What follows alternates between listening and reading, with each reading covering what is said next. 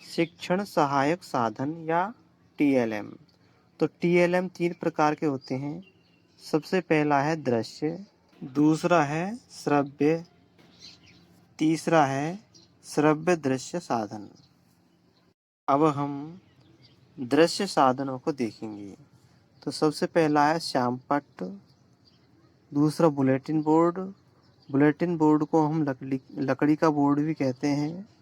फिनेलल board, फ्लेनल board को हम कपड़े का बोर्ड कहते हैं। फिर मानचित्र, ग्लोब, चित्र, रेखा चित्र, कार्टून, मॉडल, पोस्टर, स्लाइड और फिल्म स्ट्रिप। स्लाइड और फिल्म स्ट्रिप ये दृश्य श्रव्य के अंतर्गत भी आते हैं। वास्तविक पदार्थ, भित्ति पत्रिका, पाठ्य पुस्तक, चित्र विस्तारक यंत्र और संग्रहालय। संग्रहालय को म्यूजियम कहते हैं। अब इसके बाद हम दृश्य साधनों को कर लिया हमने, अब श्रव्य साधन देखेंगे।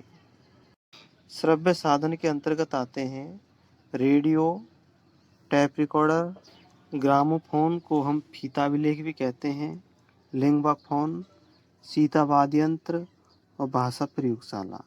भाषा प्रयोगशाला दृश्य श्रव्य साधन में भी आती है। अब इसके बाद हम दृश्य श्रव्य साधनों को देखेंगे।